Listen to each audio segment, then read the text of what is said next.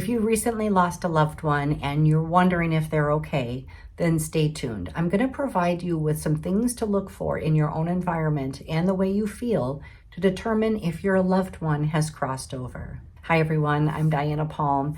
I'm a medium and spiritual healer. I've been teaching mediums how to develop their intuitive gifts and abilities for over 30 years, and I love sharing this information with you. The first thing you want to look at in determining if your loved one has crossed over is the circumstances surrounding their death. Oftentimes when somebody dies very tragically or very suddenly, their spirit stays earthbound. So first determine how your loved one passed. Now, it also occurs when somebody has a natural death, or maybe they had a long illness, but they died under duress or had tremendous fear of death. If your loved one had any of these things going on, you definitely want to check on their spirit to make sure that they've crossed over. Some typical signs that you will know that they need help crossing over is when you continue to feel distress around losing them. Distress is different than grief. Distress is more of an intuitive feeling that something is off, something is wrong. It may be accompanied by nightmares, sleepless nights,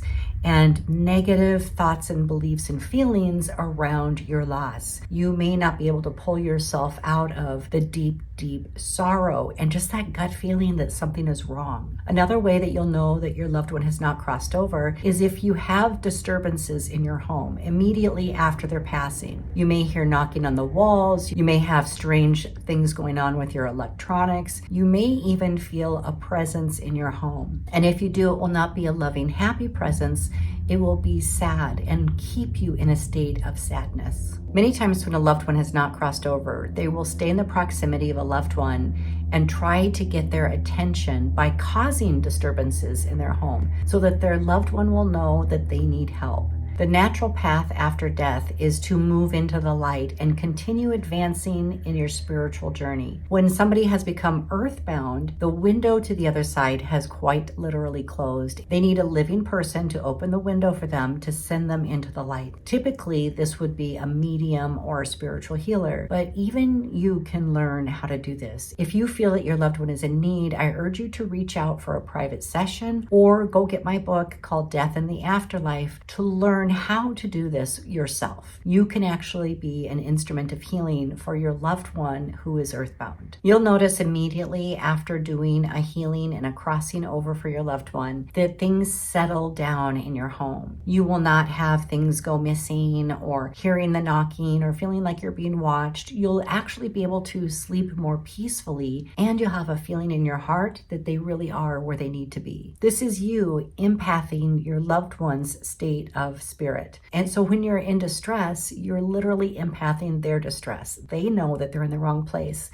and that they need your help. When you've stepped forward and helped them to cross over, there is an eternal feeling of gratitude and peace around providing this healing. Many times people step forward to do this for one of their loved ones and find so much fulfillment and purpose in providing this service that they decide to become mediums as well, and they want to work as rescue mediums. For those of you that are interested in following up with that kind of training and development, yes, you too can become a medium with the proper training. I have an online spiritual academy that teaches people how to master their mediumship. Even if they've never done it before, it'll take you right from the beginning into the actual work of working as a medium. I also have a course called Paranormal Rescue Medium that really focuses on discerning spirits and learning how to clear negative energies and do the crossing over. I also have a program called Mediumship Scrying for those of you who have never experienced the spirit world before and long to see spiritually. In this course, you'll actually get a very simple to learn technique